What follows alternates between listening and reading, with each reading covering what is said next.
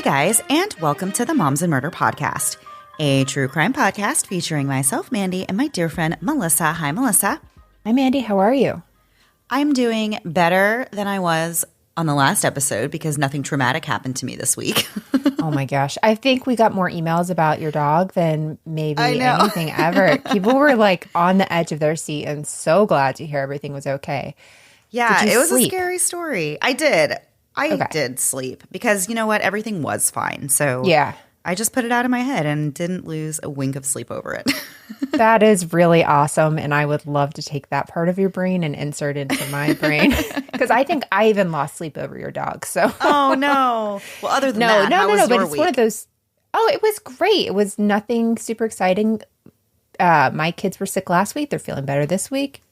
Your kids are sick this week. They'll be feeling better next week. Let's get all the crud out. Let's start summer. Let's do this. The mornings have been beautiful. Weather report time.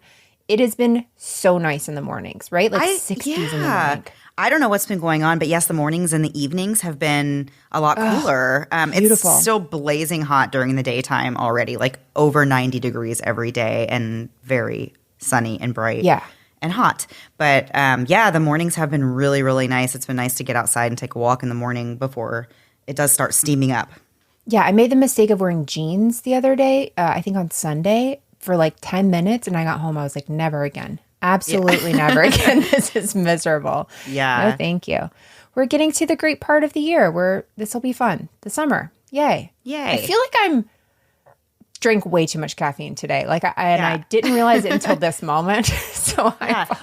Well, speaking of summer, I don't know. Probably a lot of our listeners are about to be entering actual summertime, no more school with their kids. I know those of us here in Florida only have maybe a week or two left, depending on where you are in Florida, before we are officially on summer vacation. So that is exciting and wonderful. I'm so happy to spend the whole summer with my kids doing arts and crafts, going outside, having water balloon fights. Yeah, Nobody just fights. all those fun things. Yeah, no one ever fights on summer vacation. We always just have tons of snacks. Nobody eats 17 popsicles in one day, the same day that I brought them home. And then ask where the food is. Yeah, it's amazing. I know. My daughter was like, I have a plan for the summer and I'm going to be like jogging in the mornings and then playing guitar in the afternoons and then this and this. And I just want to be like, must be freaking nice, first of all. And also like, why are you starting in the summer? You could do a couple of those things like now. Why not start now? I know. But she is playing guitar and she's like so good. And that's like a brag, obviously. Oh, yeah. But like it's cool like to see a kid pick up an instrument and just teach themselves. I don't have that in me. No, that's really awesome. My oldest son had a phase where he went through that with the guitar, and I got him a little guitar, and he promptly lost interest and has never requested to play an instrument again. So that's how I was. I would be like super excited and then be like, absolutely not. No more. No thanks. Yeah. All right. So this week we have something a little bit different. So Melissa, I think you would say that it's pretty frequent that we get emails from listeners about cases that we've covered in the past. We've been doing this podcast for almost 5 years now, so we have covered a lot of stories. And we sometimes will get emails from listeners saying, hey, there was an update with this story or something crazy happened with this old case that you guys covered, and they'll send us, a news article or something. So we thought, why not do a little update episode on some of the past stories that we've covered on the podcast. And of course, we'll tell you which episodes they were and when we did them. Some of them are from so long ago that I actually had forgotten some of the details about these stories. So we're going to do a little update episode, if you will, and go through some of those stories and tell you some updates that we have on them. Sounds great. All right. So we'll get right into it. The first case that we're going to talk about and go back to is it was an episode that we did called Murder on the Lake back in July of 2018. This was really early in our podcast. Melissa, when did we start the podcast? July of 2017. And by the way, Mandy, I wrote this episode, like one of the few ones that I wrote. And I know that because I wrote it like a telenovela and it's the most dramatic. Like I will not go back and read that because I really made it into a soap opera. I want to go and find all the vintage episodes that Melissa wrote because there's only There's not very many. You Those will are know like when you special get to edition. them. They're like special edition Moms and Murder episodes written by Melissa. So this is one of them we're going to revisit today. So this story was about a 31-year-old man named Mike Williams who took his boat from Tallahassee, Florida to Lake Seminole to go duck hunting on December 16th, 2000. This was actually the day right before his 6th wedding anniversary, but his wife Denise was okay with him going on this hunting trip because they agreed that they would celebrate later that night when they left for their anniversary trip. He just needed to be home by about noon so that they would have time to pack and could get on the road on time. But Mike didn't show up at home by noon, and Denise got worried, so she ended up calling her father. Eventually, word of Mike's disappearance made its way to Brian Winchester, which was Mike's best friend that he had known since high school. Brian and his father went to this lake to search for Mike, and since he and Mike were hunting buddies, Brian really knew these locations that Mike liked to hunt in. So they started searching those areas first, and they found Mike's Ford Bronco near a very remote, undeveloped landing that wasn't even suited for launching a boat. So it didn't make a lot of sense why Mike would have his vehicle parked there, because in order to get his boat from, the trailer to the water, he would have to drag the boat through the mud. And no one's obviously going to do that when there are perfectly good boat ramps nearby. And Mike knows the area and knows where the boat ramps are. So his best friend Brian called the authorities and the Florida Fish and Wildlife Conservation Commission, and they started a search along with the Jackson County Sheriff deputies. So this search was going to start immediately, but it ended up being called off because there was a storm coming in. Thank you, Florida. And a December storm. I was like, what was going on then? Yeah. So when the search finally started, the authorities focused on searching this 10-acre radius that was around where Mike's truck was found. Brian then found Mike's boat. It was just about 225 feet from the ramp that was near his truck. And inside the boat, Mike's shotgun was still inside of its case, and there were no signs of foul play. So the authorities theorized that Mike had this boating accident while he was out on the lake because the area where he was boating was known to have a lot of stumps kind of in the water. And so they thought that this boat may have struck a tree stump and caused the boat to jolt, maybe throwing Mike out of it.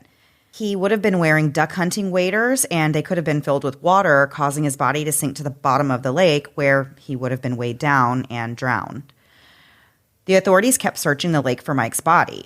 They thought if he drowned, his body would most likely float to the surface. There had actually been about 80 known drowning deaths in that lake, and every single body had always been recovered, so the authorities thought this would, be nothing different and that they would surely locate Mike if that's what happened.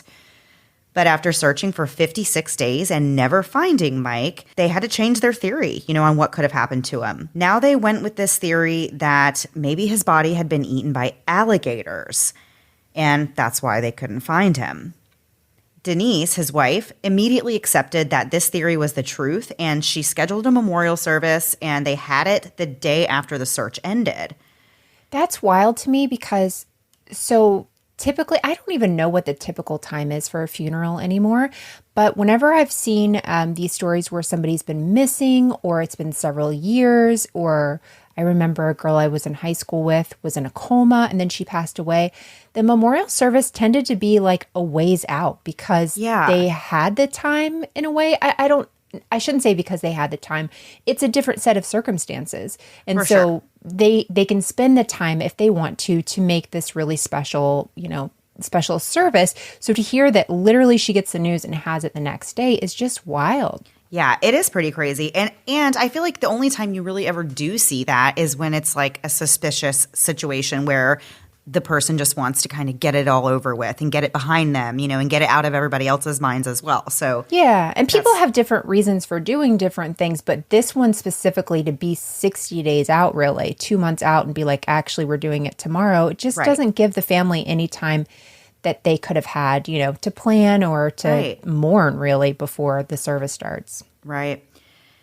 Then on June 22nd, 2000, which was about 6 months after Mike disappeared, his waders were actually found in the lake, along with his jacket and his hunting license. A week later, Denise actually had her husband declared legally dead, and the official cause of death was accidental drowning. This meant that she could now claim Mike's life insurance money, which totaled $1.75 million. 5 years later, Denise married Mike's best friend, Brian. So Mike's mom, Cheryl, felt sure that there was way more to her son's disappearance, and she never for a second believed that Mike drowned as a result of this boating accident. Cheryl was actually, if I remember correctly, she owned a daycare in Tallahassee, and she's this cute little lady with blonde pigtails. And so I remember seeing her on Dateline and different shows. And obviously this was a big story in Tallahassee.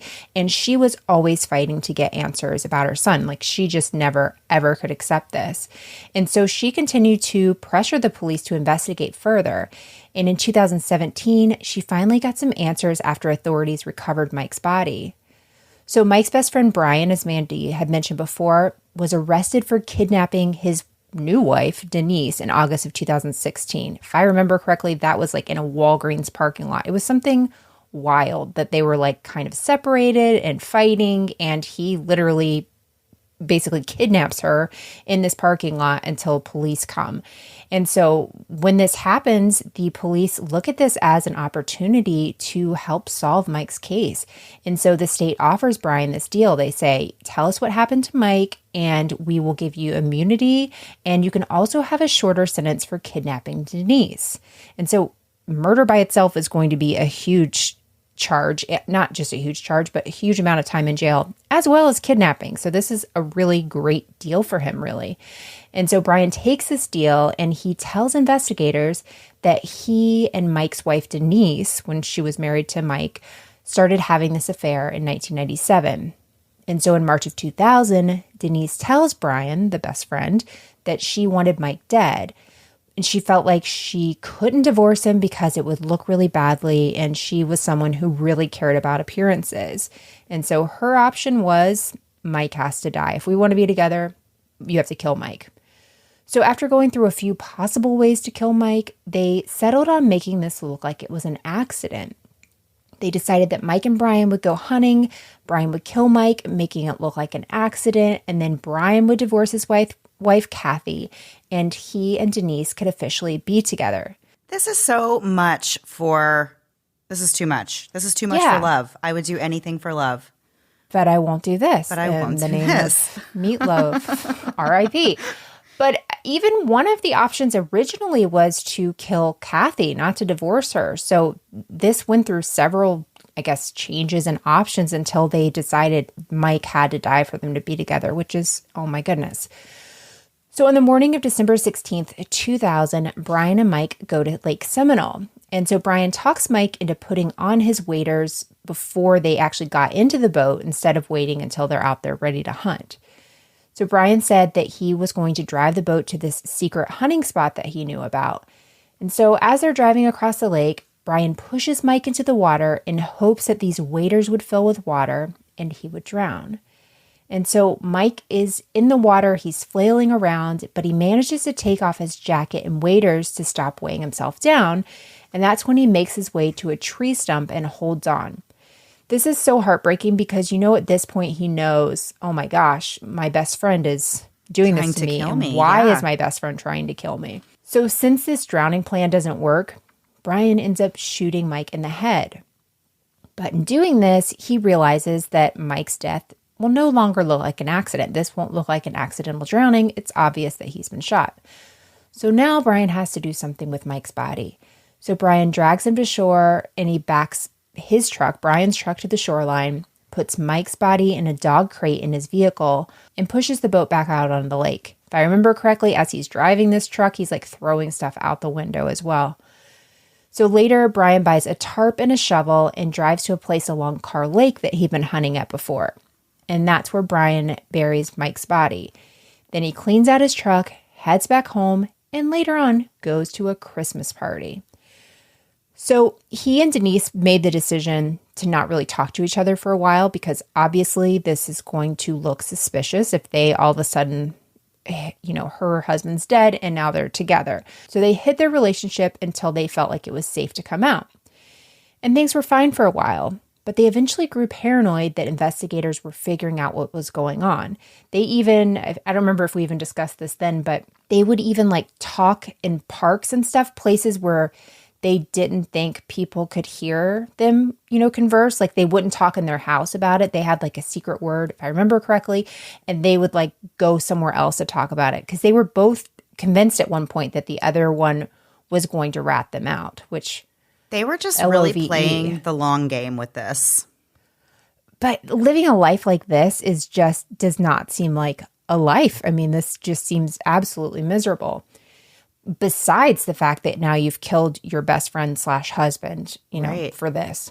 So the day after Brian actually was sentenced for kidnapping Denise, which was back in 2017, investigators announced that they located Mike's remains. So for updates on this case, we have a few. The investigators actually built their case against Denise. On May 8th, 2018, Denise was finally arrested and charged with being a principal to first-degree murder and conspiracy to commit first-degree murder. On December 11th, 2018, opening statements for her trial began. The prosecution told the jury, quote, "Denise likes the sound of being a widow much more than being a divorcee. Obviously, you can't be caught with a murder, so they had to make it look like an accident," end quote. Brian was the prosecution's star witness, and he testified about how he had killed Mike. During his testimony was the first time that Cheryl actually heard what happened to her son. Throughout Brian's testimony, Denise sat emotionless while she listened to these brutal details about how her husband was murdered. Later on, during the closing statements, the prosecution said, quote, "Everybody in this entire room was moved by the sheer horror of that situation, except for one person. That one person sat here, absolute stone-faced, didn't bat an eye, didn't shed a tear. That lady right there, Miss Denise Williams, is guilty," end quote. The defense told the jury that Denise was completely innocent and she had no idea that, her lover Brian was planning the murder or that he had actually committed it. There was no physical evidence that tied Denise to the crime, and she never confessed to anything about killing Mike. The only person that was tying her to the murder was Brian, and he was the real killer, and he was able to strike a deal with the state. The defense told the jury, quote, "He testified as he pleased about this without any fear that the state will be able to use that testimony against him. Brian has a motive to lie to you. He has a motive to make up this accusation against Denise. He didn't mention anything about her alleged participation in this murder until he realized he was facing a life sentence in this kidnapping, and after he realized Denise was going to go into court and ask for a life sentence for the kidnapping charge." So the defense said that Brian was seeking revenge against Denise. When they came time to do the cross-examination, Brian actually admitted to being a liar and a murderer. He had received immunity for his confession, but he didn't lie because, quote, "It was made explicitly clear to me by the 5 attorneys that I had helping me on my case that if I decided to go forth and give a proffer and give information about the Mike Williams case, that I absolutely, positively needed to tell the truth," end quote. So on December the 14th, 2 days shy of the 18th anniversary of Mike's murder, the jury found Denise guilty on all charges after they deliberated for 8 hours. Cheryl's hard work had finally paid off, and her son now had justice. The defense had been so confident that they would get an acquittal that they didn't want the jury to consider any lesser charges. Feels like that's what happened with the Casey Anthony case. Yeah. Right? Yeah. So 2 months later, Denise's sentencing hearing was held.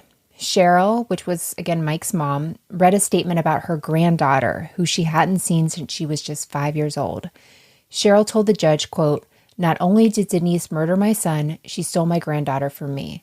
For her entire life, Ainsley was raised in a house with the murderers of her father while being denied the love of her father's family. She was told that Grandma Cheryl was crazy and would hurt her. I don't know if I'll ever have Ainsley in my life again because of the damage her mother has done," end quote. But Cheryl continued, quote, "Judge, I am asking you to lock Denise up for the rest of her life with no chance of parole. She has already lived 18 years longer than my son. She got to watch Mike's daughter grow up. I didn't. Please don't allow Denise to ever be around any of our future grandchildren because one generation of Williams' children growing up around murderers is enough," end quote. Cheryl also told the judge, quote, "For the rest of my life, when I try to sleep at night, I picture my son clinging to a tree stump in Lake Seminole in the dark, knowing that his best friend is trying to kill him. I hear his voice screaming for help. I wasn't there to help him. It will haunt me forever." End quote. That's so heartbreaking. It is. Denise was sentenced to life in prison for murder and 30 years for conspiracy. So another update in this is that Denise actually appealed her conviction and life sentence, and in November of 2020, the Florida First District Court of Appeals overturned her murder conviction and life sentence on the grounds that she wasn't a principal participant to first-degree murder. And in doing this, they're saying there was no evidence that Denise was physically present at the scene of the murder or any place nearby, or that she actually counseled or hired Brian to murder Mike. For those reasons, she wasn't considered a principal participant in Mike's murder. However, the court agreed there was enough evidence to uphold Denise's conspiracy conviction and the 30-year sentence. I think that makes sense, even them saying that she wasn't a principal participant in this. Yeah. Because she wasn't there. There wasn't any proof that she actually told him, but I think the conspiracy conviction does make a lot of sense. But the state appealed the court's decision, but their motion was ultimately denied. So today, Brian is incarcerated at the Madison Correctional Institution in Madison, Florida, and his current release date is July 30th, 2036. Denise is incarcerated in the Florida Women's Reception Center in Ocala, Florida. Her release date is April 25th, 2047. And we still have several more stories to get into after a quick break to hear a word from this week's sponsors.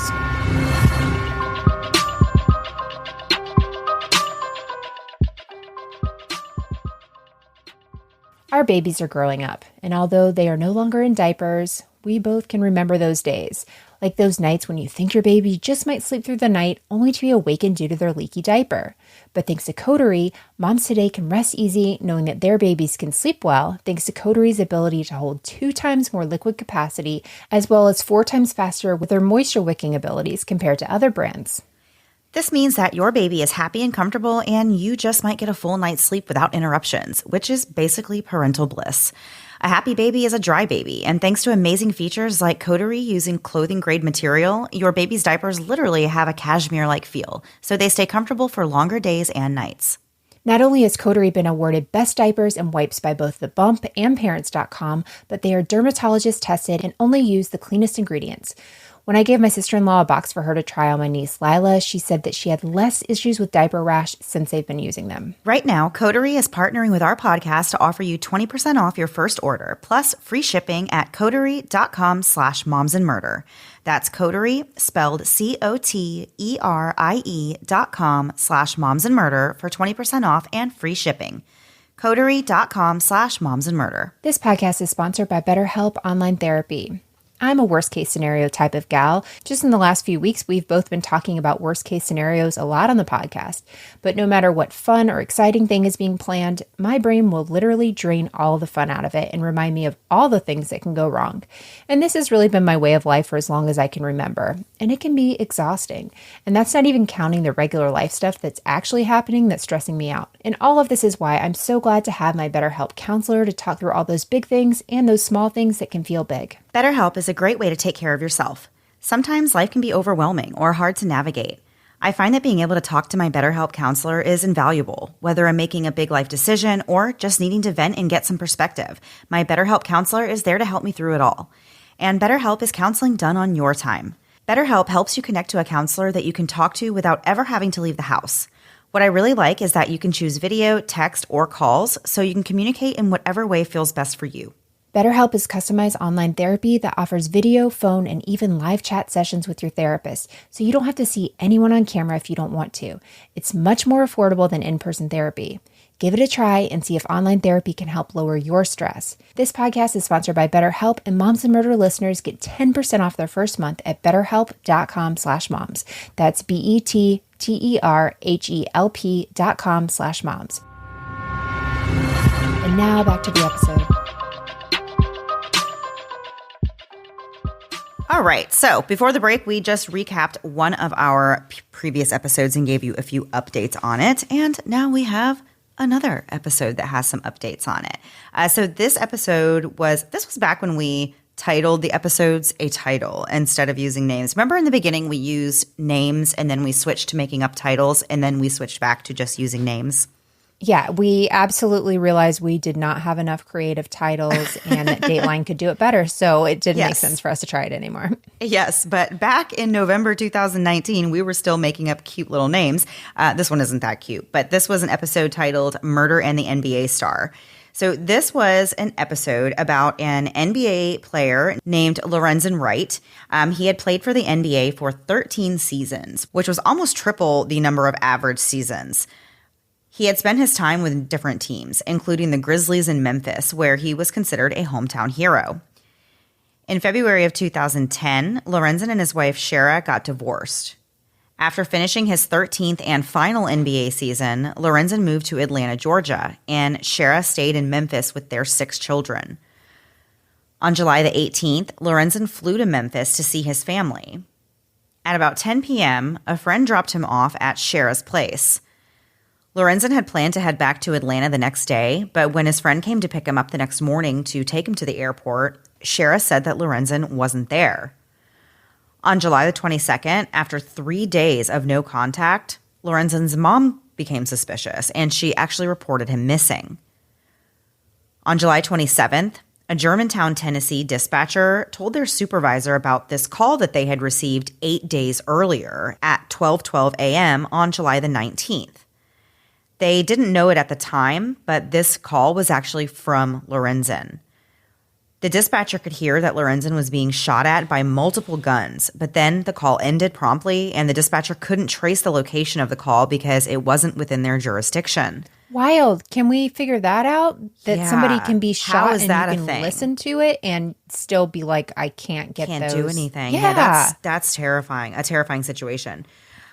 So the dispatcher hadn't thought much of the call until Lorenzen was reported missing. On July 28th, detectives used cell phone pings from the 911 call to find Lorenzen's body in a secluded field near a golf course. He'd been shot at least 5 times with 2 different guns. At this time, his body was so decomposed due to being out in the hot weather that his remains weighed just 57 pounds, which was nearly 200 pounds less than when he was alive. So that's how far decomposed he was when they found him. Authorities investigated Lorenzen's murder, but they didn't find enough evidence to make any arrests.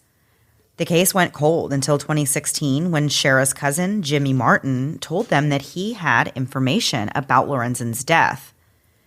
In exchange for immunity, Jimmy told them that he met with Shara and a different man named Billy Ray Turner, who owned a landscaping business, and he did some work for Shara. He also attended the same church as Shara, and they were having a sexual relationship at the time of Lorenzen's murder. So Shara actually told her cousin that she and Billy Ray needed to kill Lorenzen because if they hadn't, then he was going to kill her first. Plus, with Lorenzen's death, she got access to his $1 million life insurance.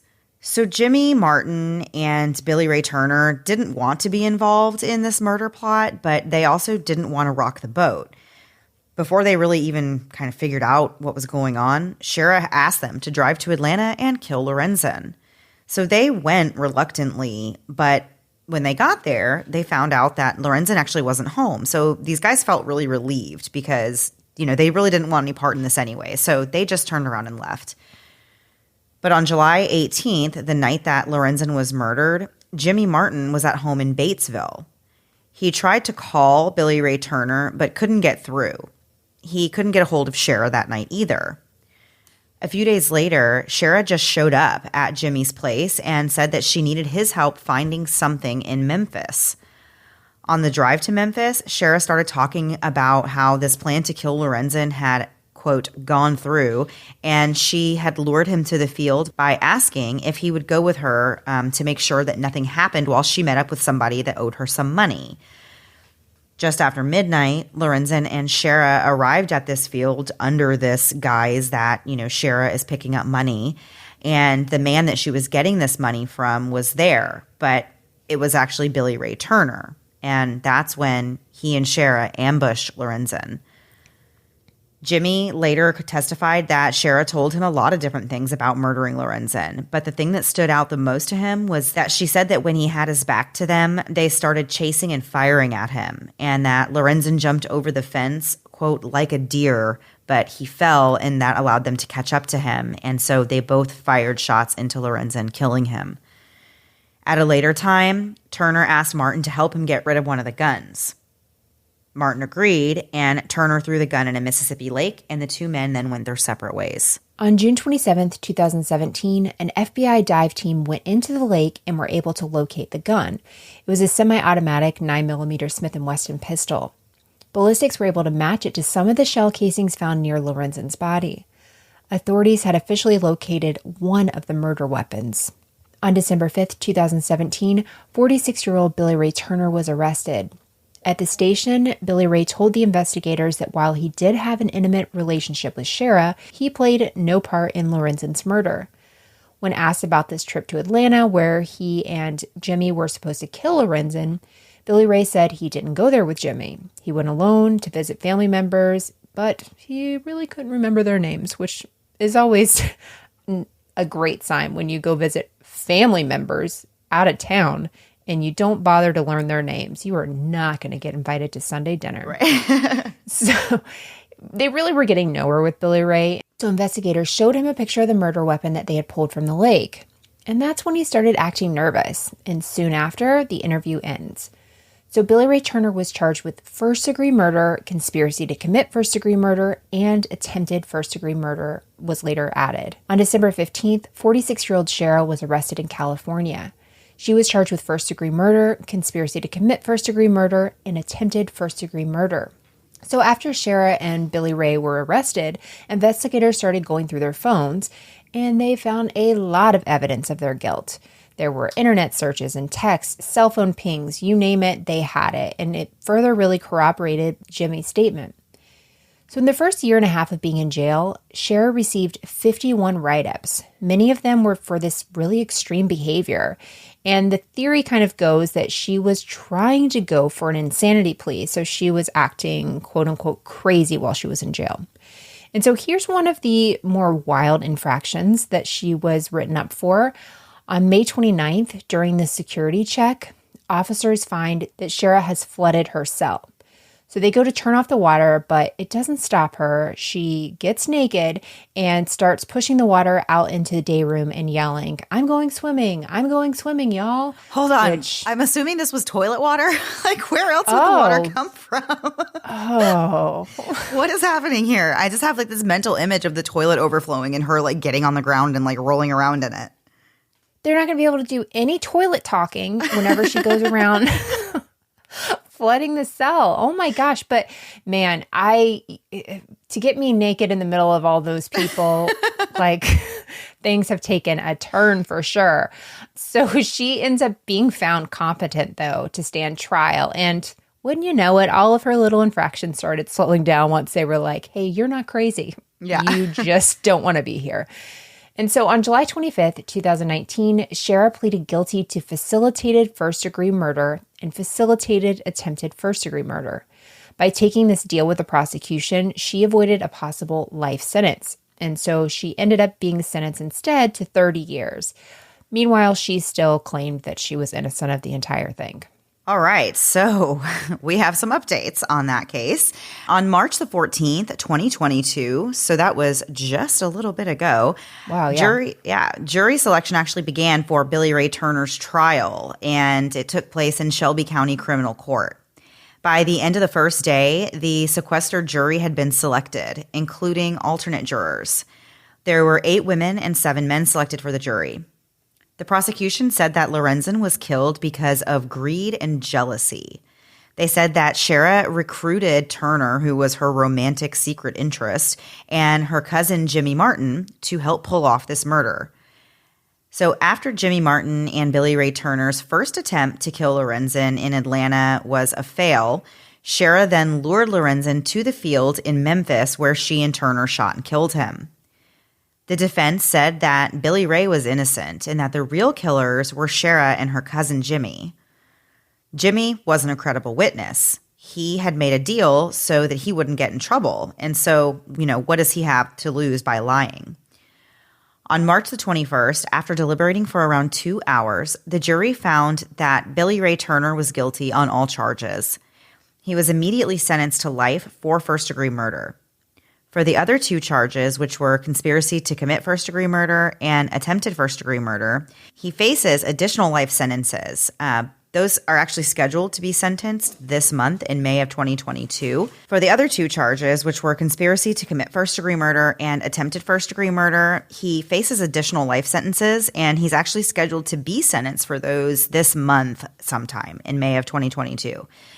As of this recording, Turner's current location hasn't been updated on the Tennessee Department of Corrections website, but Shara is currently incarcerated in the Deborah K. Johnson Rehabilitation Center, which is a minimum restricted prison. According to the Tennessee Department of Corrections, Shara was supposed to have her first parole hearing on May 11th, 2022, which was yesterday from when we're recording. So we don't really know if she did that or not. But if she is never paroled, she will be released on July 10th, 2046, when she is 75 years old. Wow. It's crazy to think that some of these cases that we covered, and people have been in prison, like that they're up for parole right now already. Yeah, I'd rather not think of that in some of these cases, that's for sure. Yeah. So the next story we're going to talk about is one of our very first ones, literally within the first month. I think it was in the first 5 episodes we did, right? I think so, Todd yeah. Kohlhepp. Yeah, I think it was episode number 4. Yeah. Yeah, maybe. Yeah. 4 or 5, something like that. I know it's very, very early on. On August 31st, 2016, 31-year-old Kayla Brown and her 32-year-old boyfriend named Charles Carver go missing. On November 3rd, a little more than 2 months later, Kayla is rescued from this shipping container that's located on a 95-acre property in Woodruff, South Carolina. Police go there to investigate this tip about a sex crime. Kayla tells the officers that she and her boyfriend had been hired by the landowner, who was a 45-year-old realtor named Todd Kohlhepp, to clear brush from his land. But instead, Todd shoots and kills her boyfriend, Charles, right in front of her. Then he buries his body in a shallow grave on his property. Then he chains her by the neck inside the shipping container and repeatedly raped her over the next 2 months until her rescue. This is one of the most horrific stories, I feel like, ever in the true crime world. This story just gets me because it's like one of my biggest, I feel like being held captive is another fear that I have. I don't want to be held against my will somewhere with somebody doing terrible things to me. I mean, no one does, but that's like, so I know. scary. I like how you worded that. And then you were like, I guess that could be a pretty universal one. Yeah, that sounds truly terrifying. And it's one of the darker stories we've covered for sure. Definitely. Yeah. And did you ever see the video of her, like when the police get there and start talking to her? That is haunting. I cannot imagine it. I can't imagine being the police officers, can't imagine being her. It's a lot.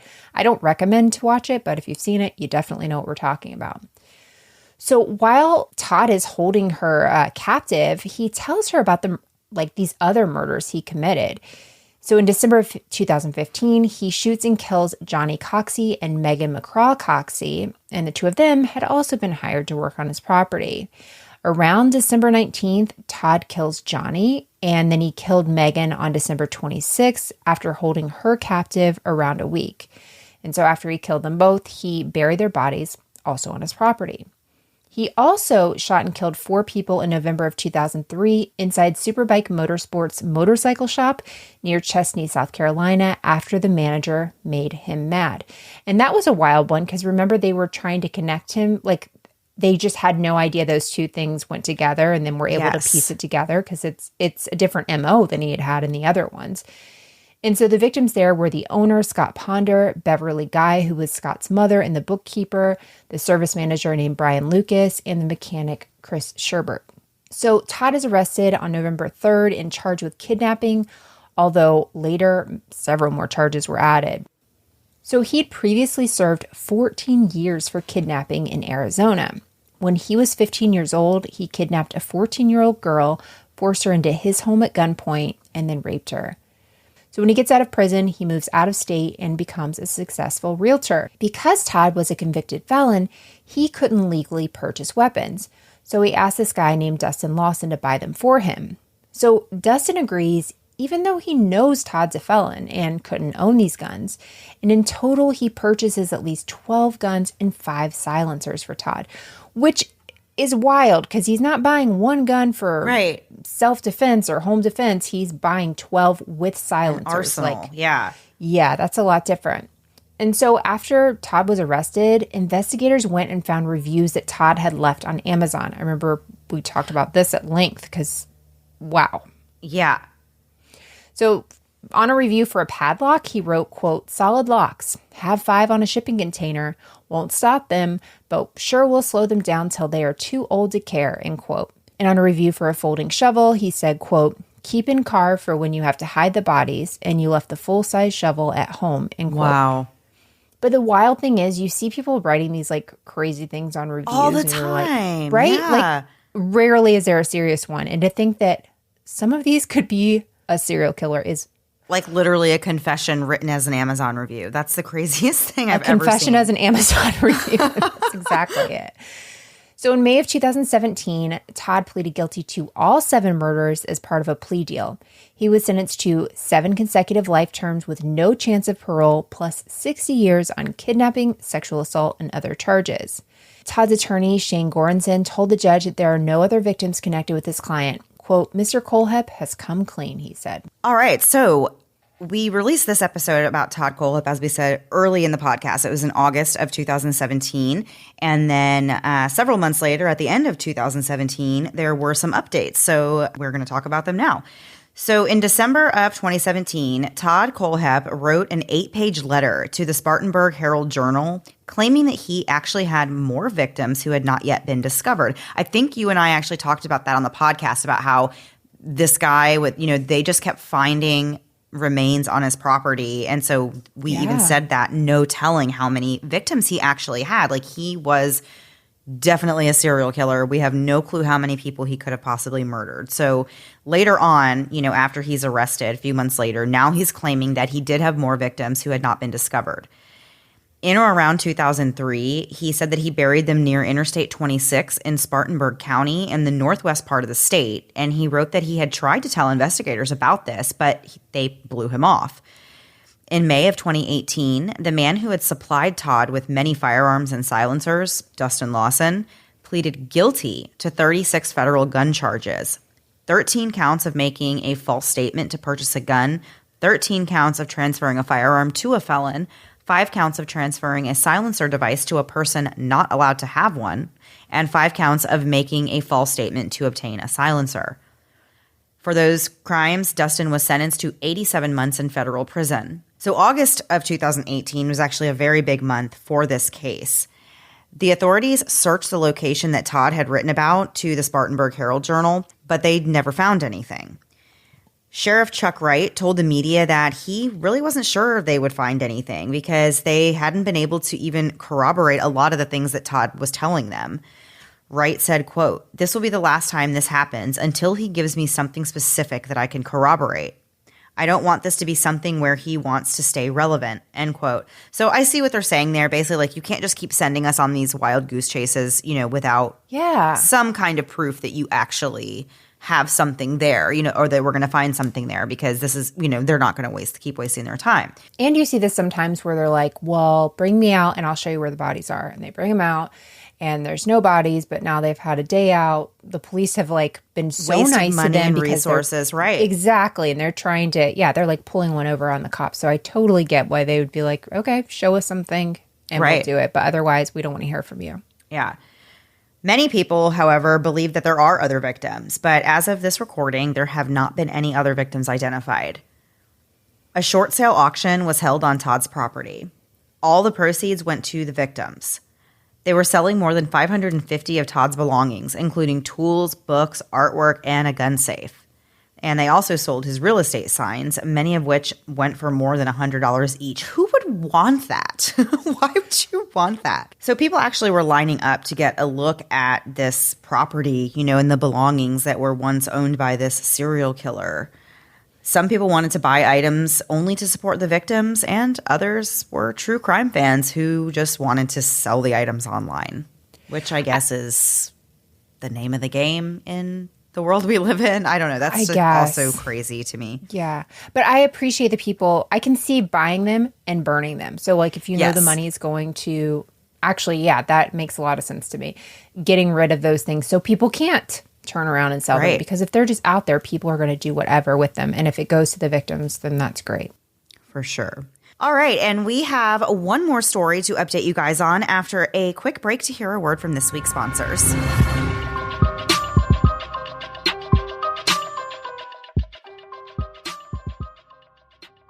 If you're like me, you sort of thought that all olive oils were alike. And boy, was I wrong. I just tried Brightland's Alive olive oil and my mind was quickly changed. And now I know that there are Brightland olive oils and then there are the other guys. Brightland has a duo of extra virgin olive oils that will absolutely take your meals to the next level. This dynamic duo is known as Awake and Alive, and you just need to be awake and alive to see what it can do for your next meal. Like Melissa said, Brightland is different because they only use the freshest, healthiest olive oils and vinegars that are made from the freshest local harvests that are grown without pesticides in California. Unlike other olive oils, Brightland's olive oils are not damaged by exposure to heat, light, or air, or even made with fillers. Their olives are harvested early in the season and pressed within 90 minutes of harvest, so they have the highest quality of oil possible, and most importantly, they have the best flavor. Brightland Awake olive oil has a robust flavor, and it pairs perfectly with breads and in hearty soups. And Alive is the smoother olive oil of the two, and it's perfect for roasting or sautéing vegetables, which I love to do, or putting on salads.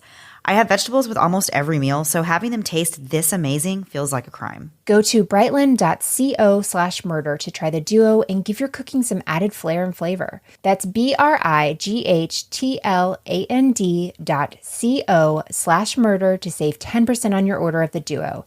Thanks, Brightland, for sponsoring this podcast. If you want to be like Becky with the good hair, you need to check out Function of Beauty. Function of Beauty is all about hair goals and customization.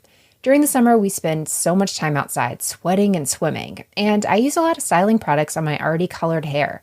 I need a clarifying shampoo for the pool as well as a conditioner specifically for color-treated hair.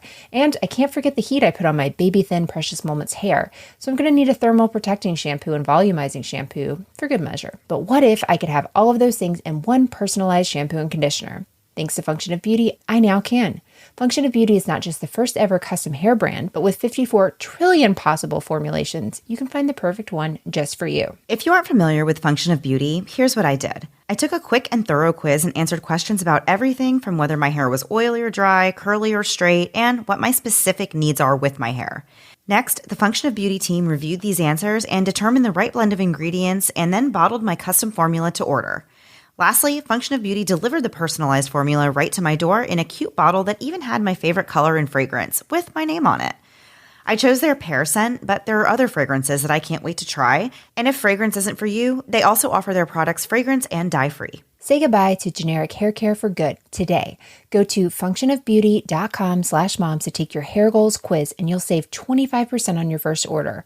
Go to functionofbeauty.com/moms to let them know you heard about it from our show and to get 25% off your first order. That's functionofbeauty.com/moms to take your hair quiz and save 25% on your first order. It's been a while since I've had a baby of my own, and some days I miss it so much. The baby cuddles and baby smiles, but when it comes to diaper rashes, not so much. I remember the first time my oldest had a diaper rash, I was really devastated. Here's this tiny thing totally dependent on me, and now she's fussy and obviously uncomfortable, and I'm supposed to have the answers.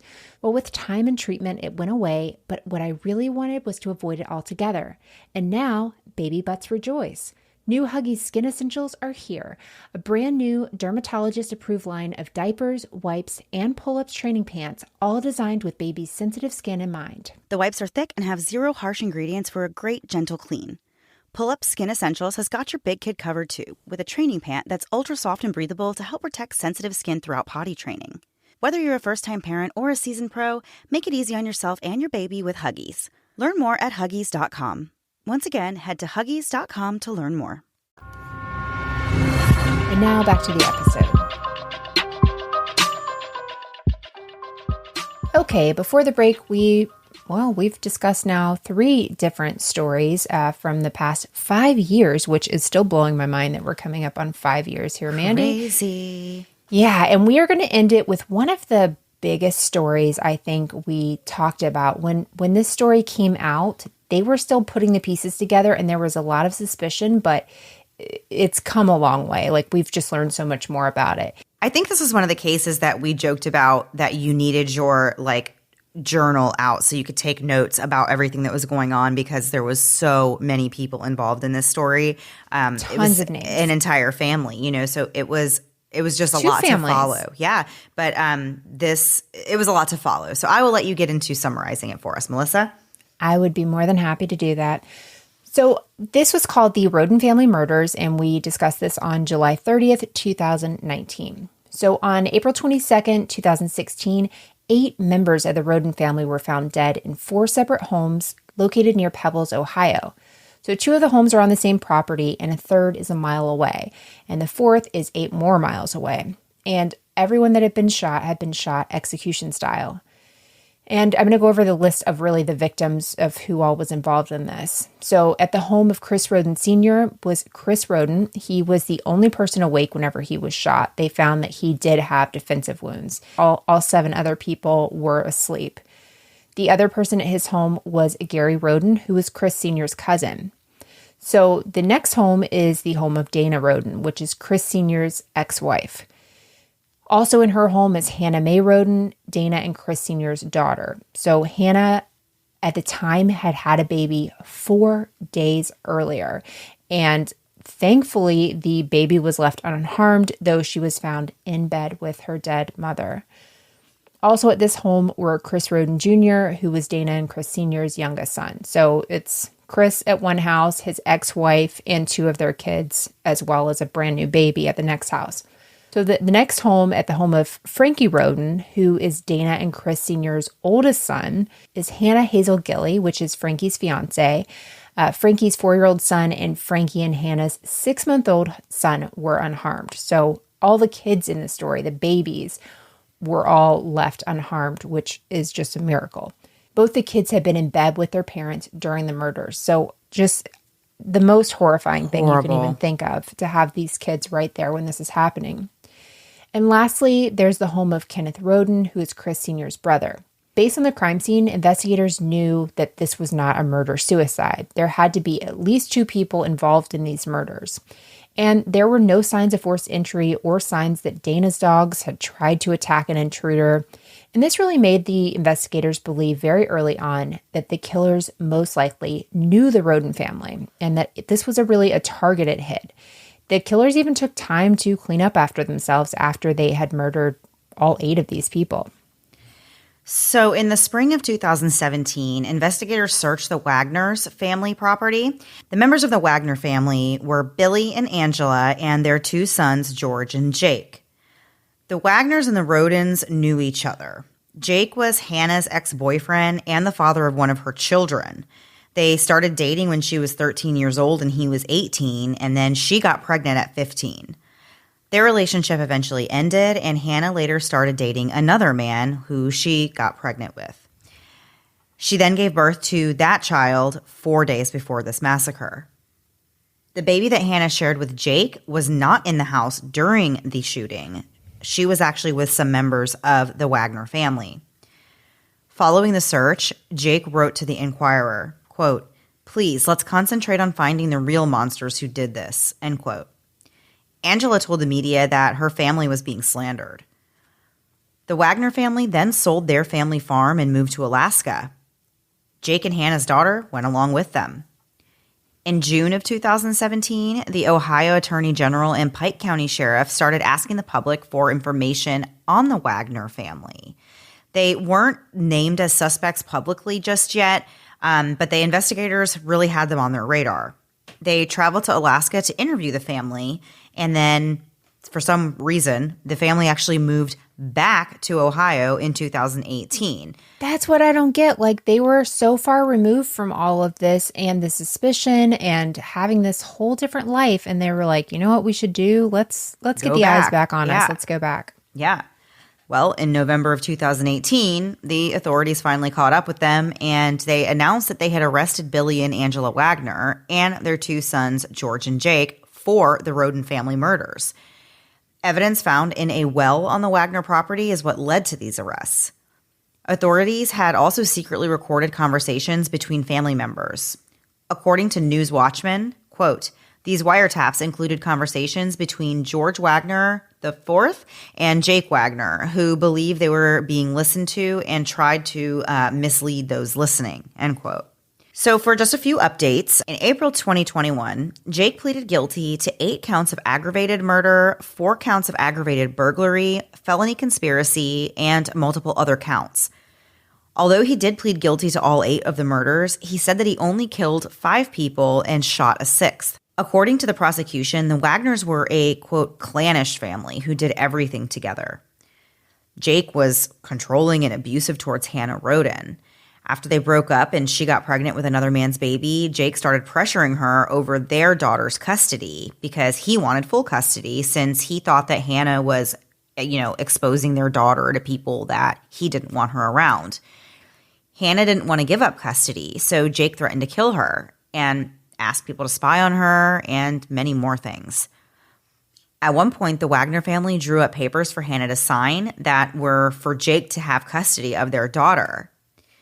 In December of 2015, Hannah wrote in one of her Facebook messages to one of her friends, quote, I'll never sign papers ever. They will have to kill me first, end quote.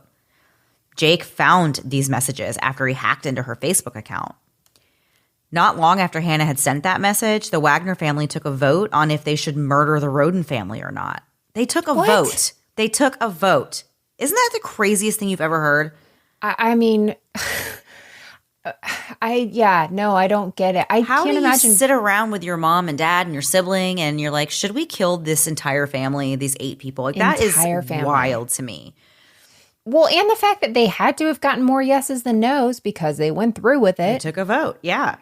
According to WCPO, the family purchased a cell phone jammer and they bought shoes that would later be traced back to the crime scene footprints. And they also crafted homemade silencers to attack their sleeping victims without alerting the others. They also studied the family's habits and the layout of their homes. And they forged custody documents stating that Hannah Roden had agreed that her daughter would pass into Jake's custody if she died. If Jake died, their daughter would go to other members of the Wagner family. And so this story is just beyond me. Here's how detectives kind of put together how this actually happened. So in order to get onto Chris Roden's property, Billy sets up this fake lucrative drug deal meeting with Chris Roden Sr. at his home. And if you remember, part of the working theory that detectives had at first was that there was some sort of a drug deal gone wrong or that the Rodens were selling drugs. Like there was some evidence pointing to like having a grow farm or something like that. This actually does make sense in the story that that's what was going on. And so instead of it being this big drug deal, it ends up being an ambush. So Chris had no idea that Billy was bringing Jake and George with them. So Billy goes to Chris's home while Jake and George stay in the car. And so we know that's what happened with those first murders. We're not entirely sure how the next ones went down, but Chris was the only one alive at the time of the murders, so the working theory is that they kind of broke into the other homes, snuck in, and killed the victims while they were asleep. So they used guns with silencers so as not to wake up the victims while they were sleeping, and they also took 6 victims' phones as well as a recording device and trail cameras. Jake said that his mother, Angela, only helped plan the murders, and his brother, George, actually hadn't pulled the trigger on anyone. As part of a plea deal, the state agreed not to seek the death penalty against Jake or his other family members. And Jake also agreed to testify against his family at trial, which is wild to me. This whole thing is going on because of Jake's relationship, his daughter. That obviously it's not because of his daughter, but his way of seeing this is, that he can have custody of his daughter.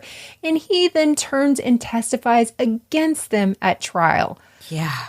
Can you imagine? Oh my gosh.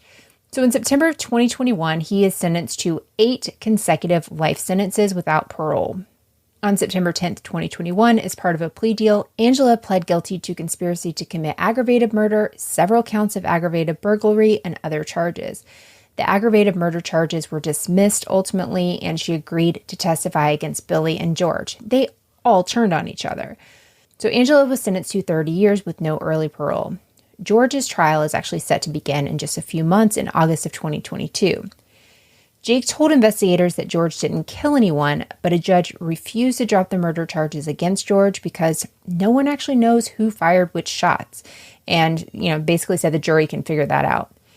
George can still face the death penalty if Jake doesn't end up testifying truthfully.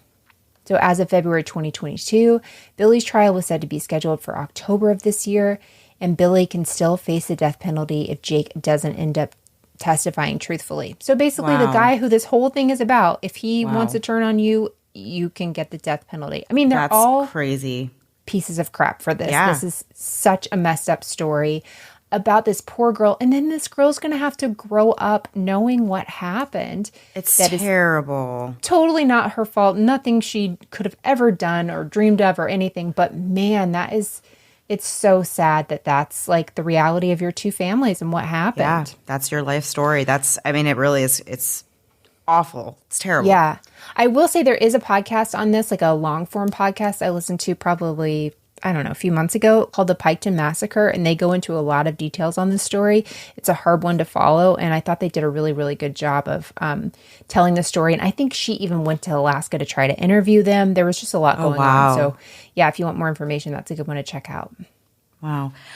All right. So those were just a few updates on some cases we've covered before. There is, of course, lots of other cases that have updates. So if you guys enjoyed hearing these updates, let us know, and maybe we'll do another update episode sometime later this year if it's something that you guys appreciated hearing. So yeah, I thought it was crazy. There was so much in these stories, like I said, so many details when we, as we started revisiting these cases where I had totally just forgotten that all that had happened and that those stories were so detailed and so involved and had so much going on. So yeah, it was fun to do a few updates. Yeah, for sure. Or we'll at least do them within the next 5 years. Yeah, exactly. Okay, so we're going to turn the page and do a little last thing before we go. And I'm excited about this one since we are revisiting Moms and Murder Past. Melissa came up with a great idea for last thing before we go. And I think some of you will be very happy with it. Melissa, what are we doing today? And some of you will turn it off immediately. I just pulled some facts from old Google This City things that I had. Google This City. Who remembers? Who remembers? Pepperidge Farm remembers. Yeah, Pepperidge Farm remembers. Yeah, so I pulled some. Turns out a lot of them were very unhinged, and I don't know how I ever got through them. I don't know how you allowed it, and some of the listeners did not. So that's why it's no longer a thing. But Mandy, I have some random ones. I tried to pull some from times or places within this story, but I didn't get very far with that. So I will start off with the Tallahassee one, like the first story we had. So this singer-songwriter and Masked Singer winner named blank hails from Tallahassee. Do you know the singer, songwriter, and Masked Singer? T-Pain. Good job, T-Pain. The T in T-Pain stands for Tallahassee Pain. I have always remembered that because you taught me that on Google This City. We are here to learn. I'm trying to see what Mandy remembers. Mandy, I'm going to do that one last because it's my favorite one. Okay, the next is... This isn't super exciting, but I'm just quizzing you. What California city has a population of around 1.4 million residents, making it the 8th most populated city in the U.S. and second in California? So think of California cities. It's the second most populated in California. Sacramento. Ooh, so close. It's the other S one. San Diego. There you go. Way to go. See? Yay. Okay, Mandy, next. The Icelandic language does not have what letter in its alphabet? Oh, wait. I know you can do it. No, it's actually in the word Iceland. I-L? I don't know. I'm just going to spell Iceland in a minute. Do it, and I'll tell you when to stop. Is it C? There you go. It's C. And so they actually refer to their country as Icelandia with an S. I-S. Oh. Yeah. And it's the same country where your last name has like, if you're the daughter of somebody, it's something daughter, D-O-T-T-E-R, or son. Yes. I have definitely kept that one in my head. So whenever I see, like we've had a few listeners from Iceland and I'm like, yes, I know who you're named after. Yeah. It's exciting. I love that. Me too. Okay. I've got two more. So back in 1901, a man named Carl Schneble moves to a town in Arizona. It's very small. He's tired of getting his mail like taking forever, so he applies for a postal permit. He submits the names Oak Creek Crossing and Schnevely Station. Both are too long to go on these cancellation stamps, so he submits another one. He submits his wife's name. What was his wife's name? It's a town in Arizona. I do not remember. Yeah. Okay. I mean, what are we even doing here if you're not retaining all of the facts from Google the City over the past 5 years?